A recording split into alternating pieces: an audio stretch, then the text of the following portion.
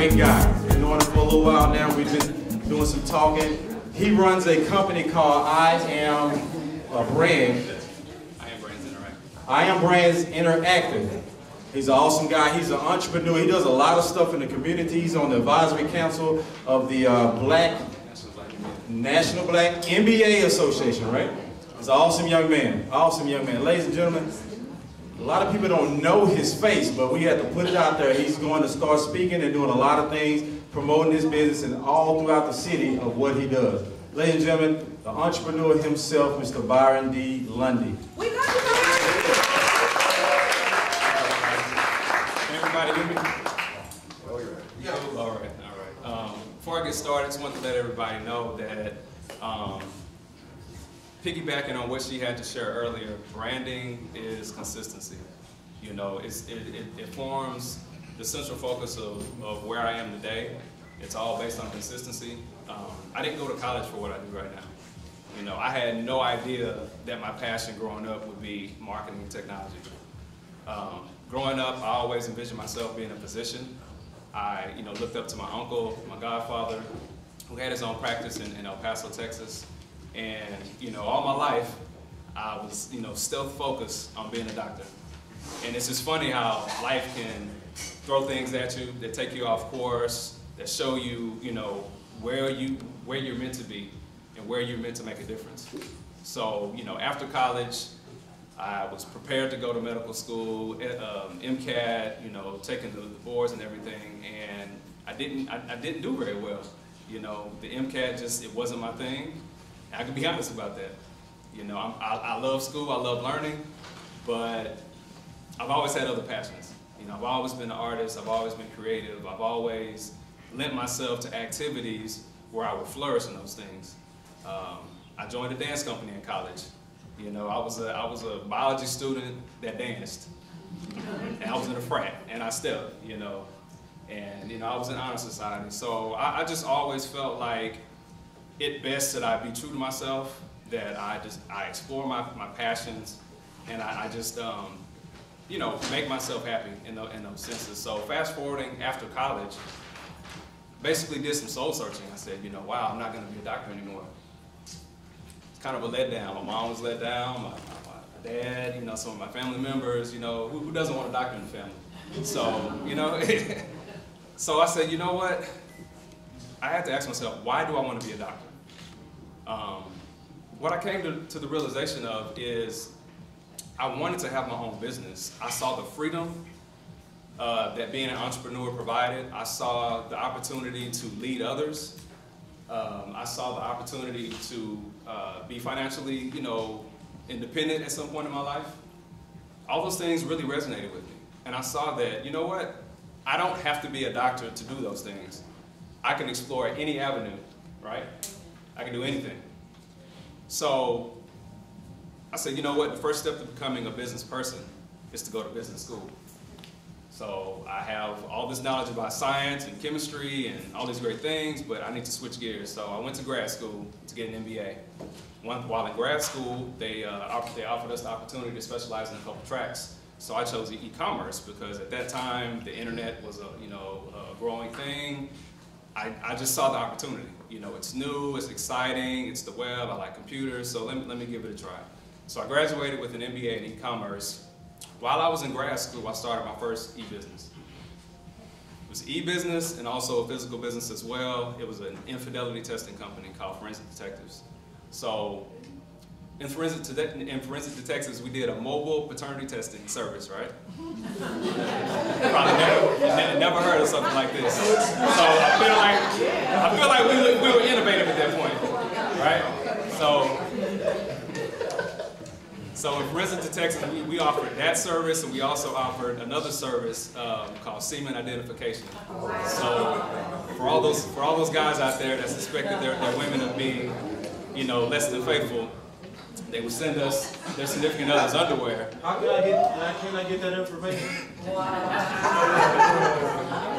You probably don't have it. So yeah, they would send us an article of clothing, namely underwear. We would run a test on the crotch, you know, vis-a-vis finding out if semen was present on the underwear. So that was my first e-business. That was my first business, right? So moving on from there, my business partner and I were both chemistry majors, obviously. So we were basically exploring our opportunities in that realm, and also getting familiar with becoming entrepreneurs, and also you know, entrepreneurs in e-commerce. So the next business we decided to do, he was really good at making beer and making wine at home. He was like, you know what?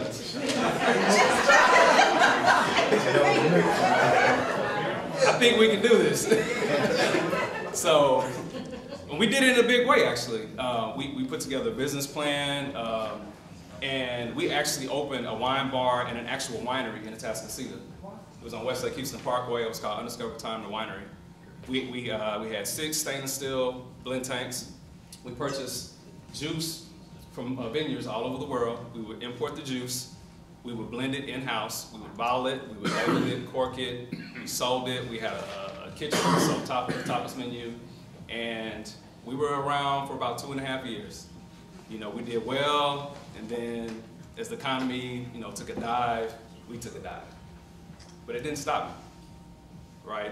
Throughout this whole time, I was learning crucial skills that would allow me to learn how to market businesses, how to prepare business plans, how to maintain financials, you know, how to network. And these were all things that carried me and elevated my brand. So throughout this entire time, I'd also started an event planning company, a promotions company, and I was becoming very familiar with the internet and with branding and marketing. And in the midst of that, I said, you know what? I had another bright idea. I'm paying people to design flyers for me. I'm paying people, you know, several $100s a week to design my own marketing collateral. I'm a creative guy. You know, I can do that myself, I think. So what did I do? Got me a laptop. Found a bootleg copy of Photoshop. Not proud of that. But you have to do what you have to do. I committed myself. I don't know if anybody has read Malcolm Gladwell's Outliers, but he talks about mastery, right? So he talks about committing yourself to become a master of your craft. So I committed myself to learn graphic design. I spent a year and a half, 2.5 years, years practicing every single day. I had a full-time job at Waste Management, corporate America. I traveled about 80% of the time. I had a promotions company. I had my wine bar. And before I went to bed every day, I spent at least an hour, hour and a half designing something. Wasn't great. It's probably horrible if I look back at it now. But moving forward from 2006 to 2015, I consider myself a master of my craft. And I'm self-taught. So I can always be proud of what I've achieved. Right? So fast forward to 2008, 2009, I was laid off in January of 2009 from Waste Management. You know, I'm sure a lot of you were also affected. So the great thing is, being an entrepreneur, I had something to fall back on. You know, I had, one, my brand. People knew who I was in the community due to the fact that I promoted events. I had several businesses already existing. I understood the power of networking. And so taking that, I was able to parlay that into starting my own business officially, you know, not just under the radar and on the side. So I started my business. About 8 to 9 months later, I met my current business partner, Leslie Wilson, and I was the creative. He was the technology guy. I mean, I couldn't have put together a perfect situation. You know, that's why I know it was ordained. It was the perfect match for what we were both trying to do. So we started Iron Brands Interactive. He had a former company. It was called PGM Solutions. We rebranded everything to Iron Brands Interactive to have a more global approach to attract, corporate America, clients in corporate America. We've done business in oil and gas, entertainment, healthcare. We've worked with government. We actually redesigned the City of Houston's website last year. We worked with Comptroller Green's office, and we continue to work with him. We built mobile apps for his nonprofit Bank on Houston. We manage their website. We've worked with Nephew Tommy of the Steve Harvey Morning Show. We managed his brand for a year and a half, took his Facebook following from about 150,000 likes to over 1 million in a year and a half. We monetized his stand-up comedy and his prank phone calls. He's picking up mailbox money for our services. And so I don't say all that to brag, but I just say all that to inspire you. I was going to talk about something else tonight, but Miss Wendy has me just kind of free-flowing here. You're doing amazing. Thank you. So I just want to inspire you to believe in yourself, keep your brand consistent, and, never forget to network. Please never forget to network. That's why I am who I am to this day. I introduced myself to Comptroller Green at a fundraiser at his house.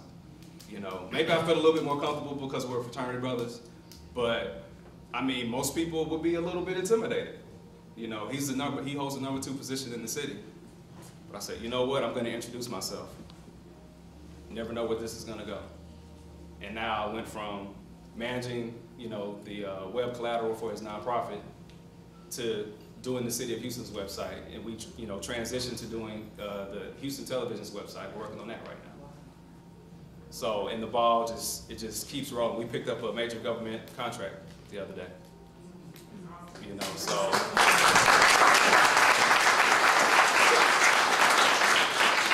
I don't want to just keep rambling on, but I just want to let everybody know it's okay to believe in the unachievable. That's right. Because you never know where that power is coming from and where it's going to take you. Ma'am. Yes, sir. My name is Dana Tillis. I am the owner of Eventique, not Eventcute. I'm sorry. And I do the fruit displays. I have here for you fresh fruits, and I have fruits that are infused with Moscato and strawberries that are infused with Ciroc. So stop by and try me out.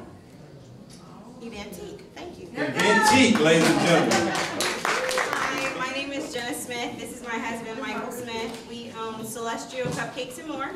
We offer custom cupcakes, cakes, cake pops, cookies, any baked goods, we can handle it. So come taste our samples. We have strawberry liqueur, carrot cake, cookies and cream, and Italian cream. So there's plenty. Enjoy. Thank you. All right. This lady is incredible. I'm going to repeat that. This lady is incredible. If you ever a friend of hers on Facebook, she gives a motivational speech every day. She's a life coach. I mean, she's worked with kids, she's worked with women, she's worked with adults. This lady has a book out that says, "You Are Power." Ladies and gentlemen, if you will, just help me welcome up Mrs. Wendy J. Turner.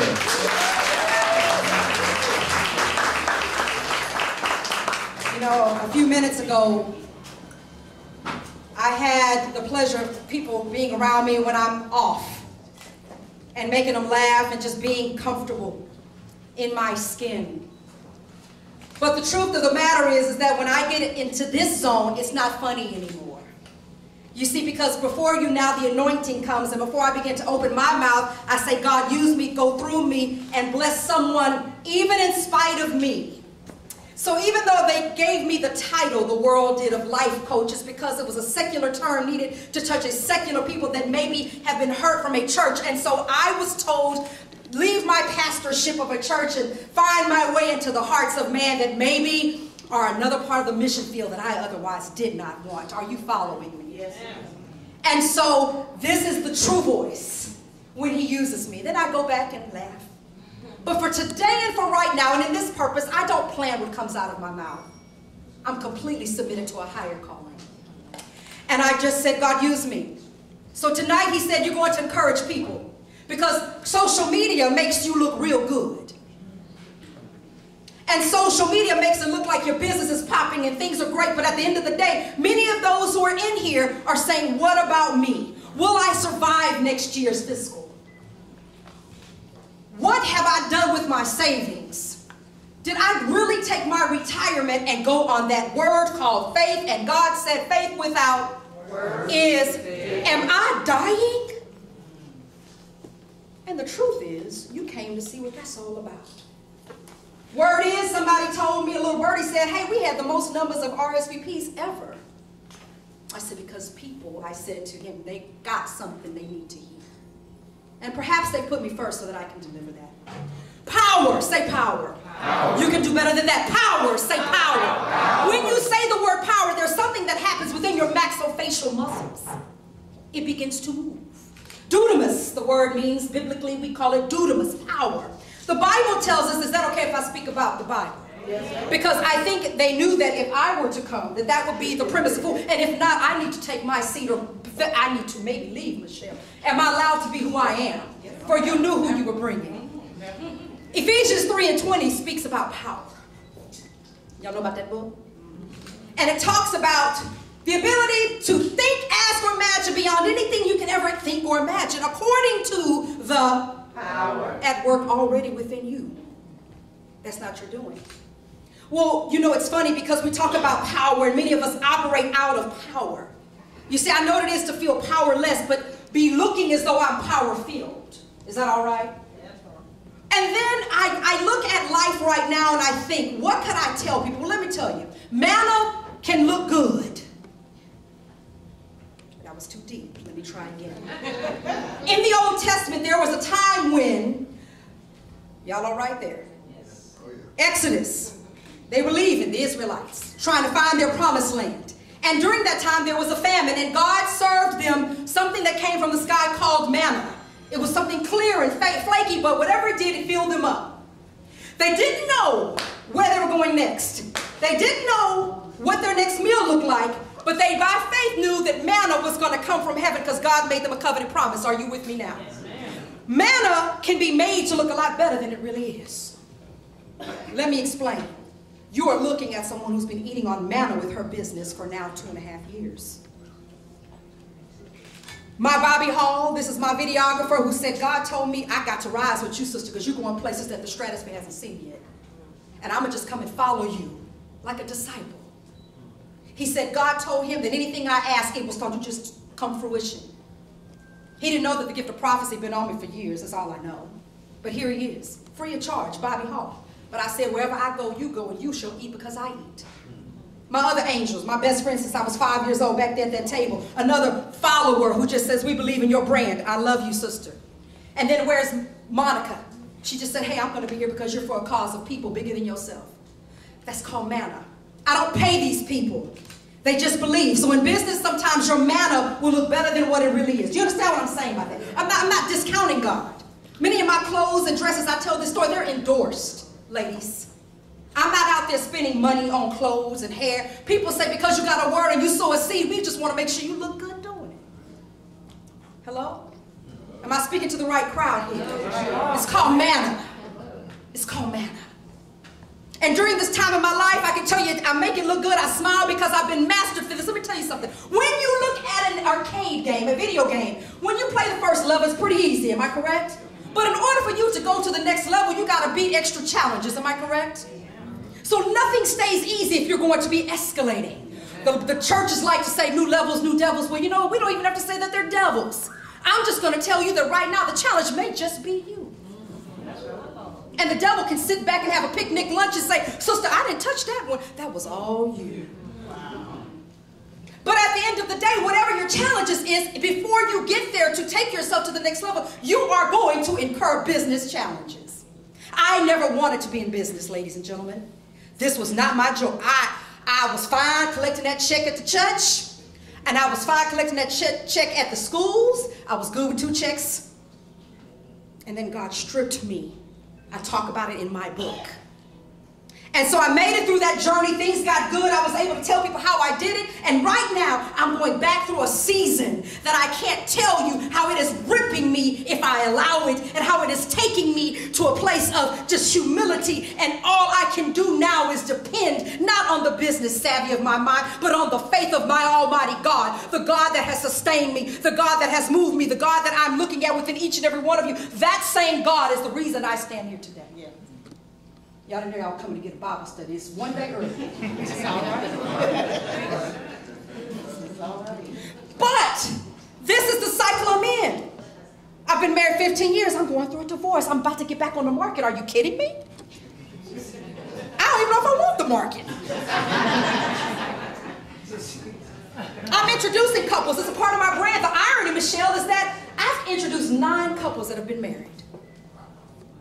Free of charge, just because I wanted to do it. Now I'm like, this is part of my new brand. It's part of the extension because I want to do it Christian-based. I'm talking to you about something. I'm expanding my brand in the midst of my pain.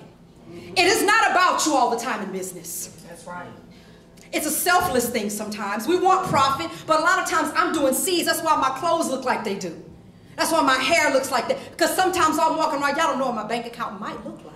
And I'm never going to be one to fake the funk of a nasty junk and tell you what it is. I'm not that chick. I would tell you, look, things is tough, but my God is bigger. Okay? So you will never hear me fake it. If you know anything about me, I'm transparent. But my manna, he makes it look good. So that I can continue to witness to you. So in this, as I develop this mission of sowing seeds into married couples and love, and I'm never going to stop no matter what my situation is. I'm never going to stop because it's bigger than me. I want to let y'all know a couple things. And if you had something to write with, don't worry about it. It's in the book. Yes, I am shamelessly plugging the fact that I've got books and I need them sold tonight. I'm about to be a single woman. Amen? All right. So thank you for the clap, 2 of you. All right. But a couple things I'm going to leave you with that are in the book, and they're expounded there. Your words. Power of life and death is truly in the tongue, and that's at the top of the pyramid God showed me. The bottom of the pyramid is faith. Faith in something bigger than you delivers you. The next level is belief. Right above faith. Belief not in God, yet into who you are. The moment you stop believing yourself, everyone around you may. And you can't blame anyone at that moment. Do you understand what I'm saying to you? Say faith. Faith. Say belief. Belief. Say intentions. Next thing is action. Say action. Action. What you do every day. The next one are your thoughts. A man thinketh, so is he. The Bible says to meditate on these things day and night. Things that are true and just. He never said focus on things that hurt you. He didn't say think about when that woman left you. He didn't say talk about that negative bank account or that bankruptcy or that foreclosure that you're going through or that economic crisis that killed all of us in 2008. He never said focus there. Your actions. What you think and what you speak at the top. For if your words are off, you had to what?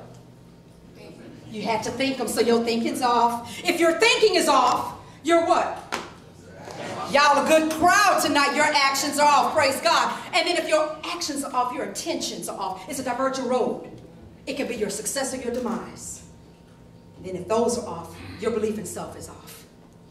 And if your belief in self is off, it's because your faith is wavering. If that didn't bless you, think about it tonight, because I know God gave it to me. He said all the power is already in you and it's free. But we do things every day, and we say things every day, and we think things every day, and we don't believe in ourselves daily. And guess what? We wonder why our businesses are struggling. And we wonder why we're not where we want to be. It may not come immediately. It may not come next year. But I guarantee you a couple things. Remember the power grid that I just gave you. Stay consistent in whatever you do. If it's making these seasons more, dagnammit, never stop making these seasons. Let me have a rib. Pass out your ribs to anybody who will take one. I did that, just sow the seed. I'm going to film you guys. Not because you owe me anything, but because you simply are good. So do it from the heart.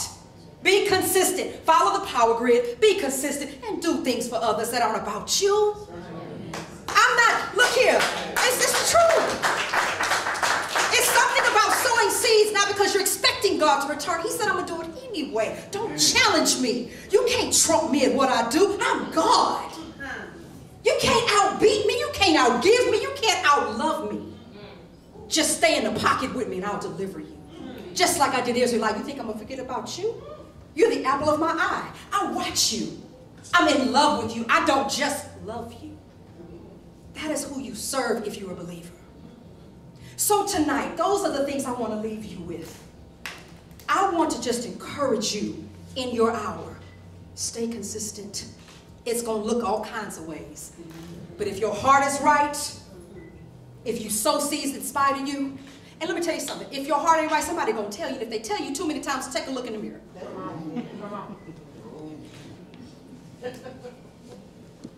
I'm a paid speaker. I do this for a living. It's what I do, right? But I said, I want to come and hear more about this because this organization is going to touch my city. I'm a 5th generation Houstonian. Why would I not come and help my brothers and sisters? No matter, and you know what's funny? Oh, Jesus. In our city, I found regionally that we have a serious crab in the bucket syndrome down here.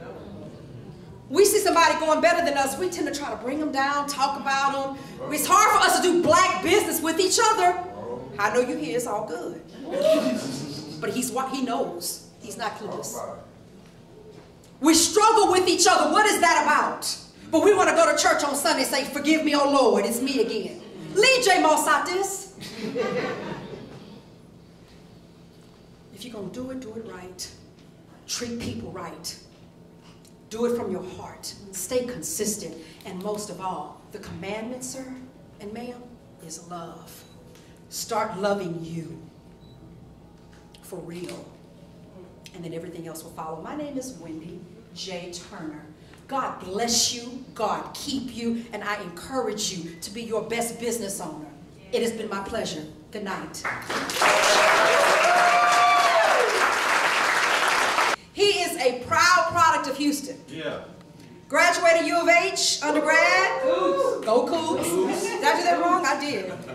Shouldn't be doing that. And he's MBA from the same school and then went on to get his law degree with TSU. All right. Has his own private practice. He can serve criminals as well as anything else. But he proudly serves our city as our comptroller.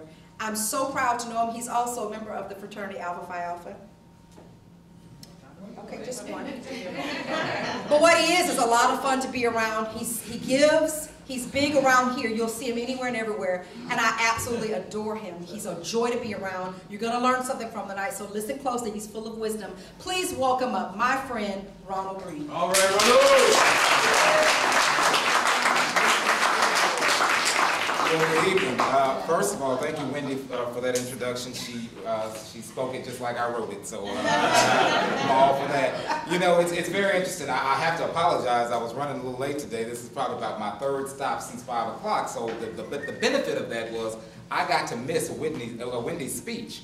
Now, I heard it was a great speech, but see, I can come in here and pretend like I didn't hear it. So if you're totally bored by mine, I can say, well, I didn't know Wendy set the pace that high and set the bar that high. So I just have to pretend like, you know, hey, I know she's a great speaker, she's a dynamic writer, does all of that, but of course I didn't hear it, so I may say some new things.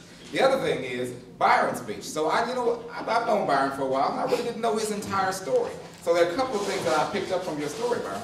You know, one, I'm also one of these, I was supposed to be a doctor failures too. I say that in a joking way because I went to the DeBakey High School for Health Professions. I started off as a biochemistry major, and you know, I figured out that probably wasn't for me. You know, it took organic to break me in half, but you know, for you know, it may have been something else. But you know, obviously at the end of the day, it just kind of lets you know that you can change courses, and you know, and I still don't know what I want to be when I grow up. But at some point, I do know the doctor thing is probably off the table by now. And the other thing is, you know, Byron has brought up something I think is very important. He's very resourceful. You know, obviously, if you see a person in your house that you've never seen before, and you're like, who is this? So he'd already cased my house, so I had to do business with him. So I made sure that, you know, hey, by any means necessary, I had to now, you know, once he came in, and you know, of course, I know who's in there, and I'd already flipped on all my cameras, so I'd had his picture and everything. So, but after that, you know, obviously, we have done business, and he has taken my office onto an entirely different level when it comes to our social media and when it comes to really our branding. And I think that's what's most important. I'm just here as your government partner here, just to kind of talk about what we do at the City of Houston. And I think that, you know, as small business people, and they're not even small, but just as business people, I think it's important that we know what resources are out there. And I think that, as Ms. Branch said, you know, you've got to branch out outside of your box. Although I am the city's controller, but I've been a practicing lawyer for 19 years. I'm also a real estate broker. I will not be stealing it if this is your spot, so it's you. You're the only one today, so I will not. I'm just kidding. But I only do my own deals, but I've got my license, and I really pretty much do my own deals. And I say all that to say this, is that, you know, obviously when you look like I do, you probably have to have a whole lot of irons in the fire at the end of the day. And I don't care if I am the second highest elected official in the city or whatever, I still have to have a lot going on. Which brings me to what is going on at the City of Houston. Obviously, with a $4.1 billion budget, and if you look at all of the funds that go across my desk on a daily basis, I've got purview over $19 billion. And with that said, a lot of that goes out the door in the form of contracts. And so we've all heard this whole thing about government contracts, and they're real. Some of them are very specific, some of them are very technocratic, but most of those are businesses that we do every day. The City of Houston does not make paper, we don't make pens, we don't make gasoline, we don't make cars, we don't make, you know, any of the things, we don't make the rubber that we put on cars, we don't make the asphalt that we put on cars, we don't make the food that you buy in the airport, we don't do pretty much any of that. But the city is based on people, so about 70% of our budget is people, and we deliver service. And I tell people, you know, when you turn on your water, you want to make sure that water comes out. You don't care what happens behind that. That's what we do. Those are our core services. We provide police and fire. Those are our core services. Anything else that happens, we have to have contractors who do that. So with that said, I always tell anybody, it doesn't matter if you think that you don't do this type of business from the city. You know, probably if you asked Byron, you know, years ago, and if, you know, before we really started getting into websites, and I think, Byron, I was probably your first app in the city. Was that? Yeah, I was the first app. But a lot of people believe that, you know, well, they don't buy this. Well, you know, we buy food. We buy cupcakes. You know, we do a lot of this. All of these things, I think people have to be in the know. So the easiest thing to do is to sign up at the City of Houston as a vendor. And a vendor just means that you get a vendor number. You get to get the emails that we send out on a daily basis, pretty much, on we need XYZ business. You may say they may not ever need my business. I tell people, get on there. It doesn't matter what your business is. You may, you know, do underwater basket weaving. You know, you sign up and you make sure that you sign up, and that you're very surprised. You don't know what we need.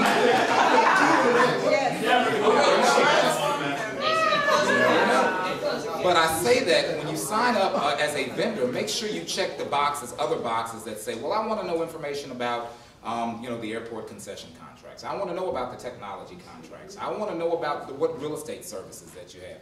You know, just start figure out how we spend your money, because it's your money. And one of the first things I did prior to being the controller, I was on city council for 6 years. And one of the first things that I started doing, probably about 6 months to a year out before I ran, was back in the day before, you know, technology, that was just only in 2003, where we would have to you'd have to buy a little subscription to the city's agenda. And I said, okay, well, let me figure out where the city is spending money. Every week, if you go to city council or you go online and you look at our agenda, 75% of that is spending money. That's what council does. Council, you know, the contracts come to my office. I inform council whether or not they have the funds to appropriate, and then they spend money. About 75% of that. Very few of that is a new law or something that we do. You know, although it's a legislative body, but very few of that deals with the law. So what I did was I studied where we spent money. I would look at the same names week after week. And, you know, but it's very interesting because there are some people who have businesses that are so under the radar that they're the only ones who do it. Many of them are minorities. And they just kind of fall under the radar. You don't see them, you know, on the iBrand media. You don't see them on social media here. You don't see them in the mix. They just kind of just slide under the radar. Because when you look at every weekend, when I'm voting on, you know, millions of dollars of contracts every week, I'm like, who is this guy? And then, you know, and secondly, why hadn't I seen him at one of my fundraisers? You know, how are you making all this money? You know, which is interesting. So I say all that to tell you that there's a plethora of businesses out there. Now, the other thing about it is, if you look at what just went on, and I don't know if any of you kind of kept up with about 2 weeks ago, one of the most sought after contracts at the city of Houston, and I used to tell people, it's not about putting swings in the neighborhood, it's not about safe sidewalks, it's not about smooth streets, it's not about, you know, public safety, it's about who gets to sell the popcorn in the airport. That is the most coveted contract around. Those are all the food vendors, those are the most coveted contracts around. Those will make your preacher come out and all of a sudden become a vendor. Mine is. That will make your friends who, you know, never had anything to deal with food. They will be the first ones in line. But the interesting thing is, if you peel the layers back, well, some of these teams have to have technology pieces. So of course, I looked at the contracts and they came across my desk, and I said, okay, this person just did some data stuff for us over in Public Works. Why are they on the food contract?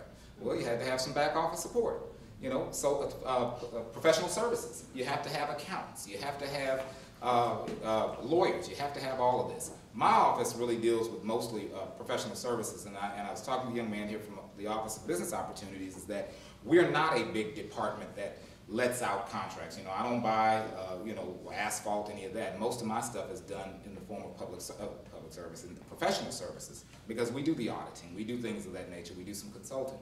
But at the end of the day, make sure that you get registered as a vendor, just so that you know what's going on. You may not be ready to take on a huge contract, but the great thing about it is that all of our contracts have a goal, an MWDBE goal. You can call it, you know, whatever. Every year it changes. It could be minority, women, disadvantaged, small business. At the end of the day, we're trying to build capacity in the city. And right now, it's about 34%. We have real estate deals that we do. We do huge real estate deals. We don't, you know, we have to buy rights of way. We sell buildings that we don't need anymore. And obviously, we want to make sure that, you know, in addition to the big CB Richard Ellis and those kinds of people, we have people who are either from minority firms or in smaller firms. So once you have registered as a vendor, the other thing, I think the next level is to register as a minority vendor on that. Because some people may want to say, well, you know, I don't want to be classified as this, I don't want to be stuck as that. Well, I'm here to tell you, 34% of something is better than 100% of nothing. And so when you're on a $1 million contract or a $10 million contract, and like I tell you, $19 billion goes across my desk. And if you're there, you know, a lot of these businesses get out and they get these prime contracts, and they may not know somebody who does X, Y, Z. You know, we've cracked down on well, let me create my wife as the business and, you know, put her in business, and so now I've got my minority sub. We've cracked down on that. And so now we're looking for vendors who can provide a service and can do different things on different contracts. So it's best to get registered. People call me all the time. I said, look, if the vendors don't know that you're in the book, I call it the book because you just registered. Sometimes they just have to flip through and say, okay, I've got 34% to fill on this contract. How am I going to fill it? I'm doing most of the work. Well, somebody's got to clean the site after you're done with it. Somebody's got to, you know, haul, you know, whatever you made over to the airport. Small things like that. You've got to be creative. And so while you may be in one particular business now, don't close your eyes to opening another type of a business. I'll be the first to tell you, I've got all kinds of businesses. I got, you know, my real estate business. I'm a lawyer. Also the controller. But today, I was just saying that I was a secret shopper. I now opened up a limousine business at the city of Houston. So I had to go through the process of waiting in line, and, you know, just of course I'm just itching. It's like, you know, please, somebody recognize me. I said, no, I can't do that. You know, I said, no, I'm just going to sit here. I'm going to be a secret shopper. So I've gone through the permit process for you all. I had to go out to the airport and get the other part of my permit, this, that, and the other. But it's called by being resourceful, and it totally fell in my lap. You know, about a month and a half ago, I was about, you know, we get a car allowance and this, that, and the other, and I was about to get rid of my Suburban. And my driver was like, well, Screen, look here, we can make some money on Uber on this. You know, we can make some money. You know, and I use Uber all the time. But I said, but you don't have any money to pay me for my Suburban. That's a problem, This is like, of course, this is an LTZ. This, you don't have money. So I said, okay, how can I get this boy this car and I get paid and make sure I get paid? I started a limousine company, so they pay me first and then I pay him, and then eventually he will buy my Suburban for me. But at the end of the day, you just have to be creative. That just fell in my lap, and so I'm gonna sit back and wait on my cash, and if y'all see me, some days I might be catching a ride because I've sold my own car. But there's just lots of opportunities, what I'm telling you. And when you look at the real estate market, just look around here. I mean, if you look at what's going on in the city, look at all of this. Look at all these cranes that are up every day. There is something that everybody in this room, I think, can do as a business person. There's something that, and it may not be just to the city of Houston, but I think we're a great place to start. We're a great place for you to have some interaction with people who are doing the building. And then really a great opportunity for you to take advantage of and to kind of recycle back your tax dollars. I don't know what I was supposed to talk to y'all about, but I think that kind of says a little bit. But I'm just here to really encourage you to really do business with your city. I know a lot of times we get a bad name. It's tough to do business with the city. It's very political. Yes, it is.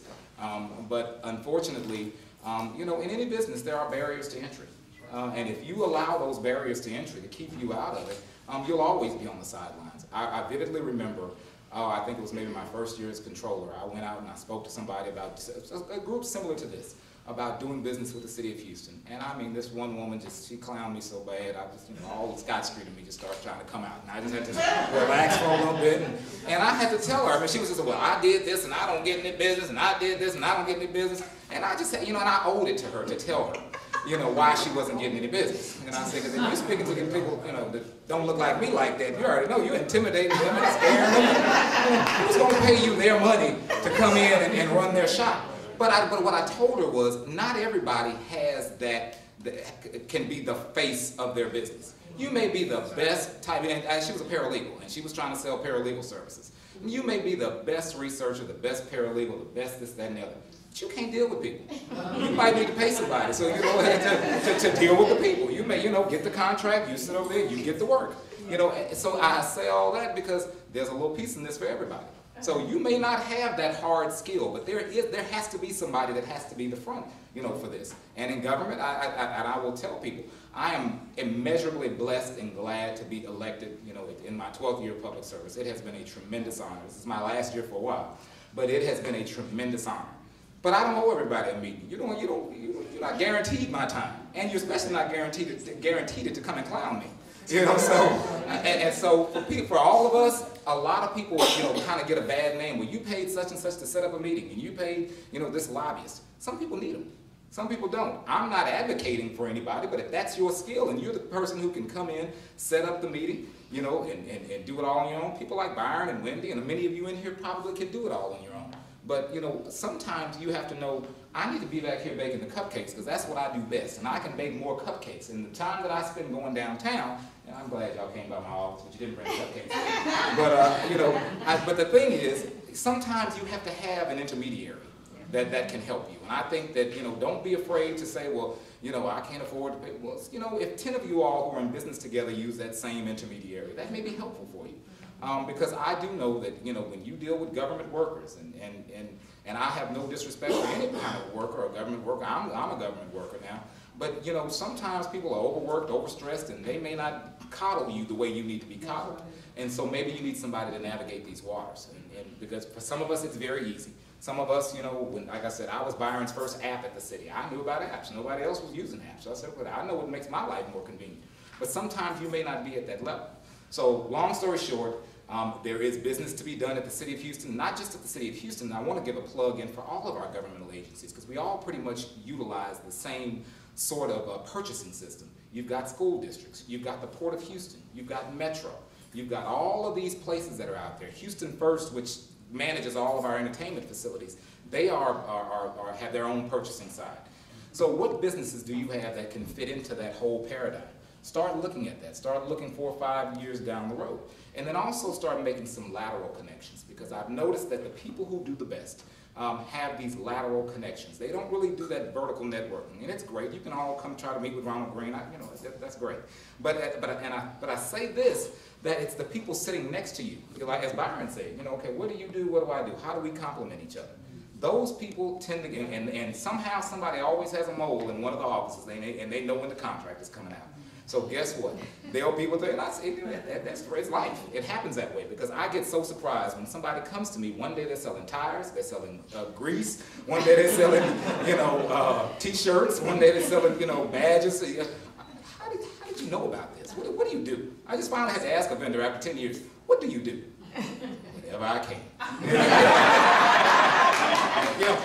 And of course, I can pull up the SAP and see what they got paid, and so I'm like, oh, you're doing something right. So that's all that we are here. I mean, please utilize us. There's a lot going on this year. Obviously, politics are going to be changing on the municipal side, so pay attention to that. I will tell you, get active. I mean, I'm not saying go buy your way into anything, but start to meet the people who want to represent you. Determine whether or not they have the same goals for your business that you do. There are a lot of people that I served on city council with, and there are a lot of people now that I deal with who are on city council that don't believe that you should have 34%. They don't believe you should have 1%.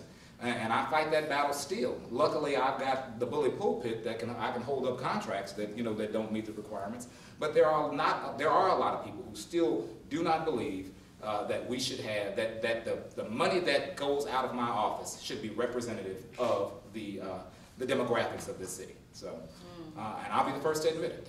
I work for the city, but I will throw us under the bus every day when it comes to that, because we still have a long way to go. We do very well, but we have a very long way to go. So, whatever I can do to help, I will entertain questions. I don't know if my time is up, but thank you all for having me. I appreciate it. Real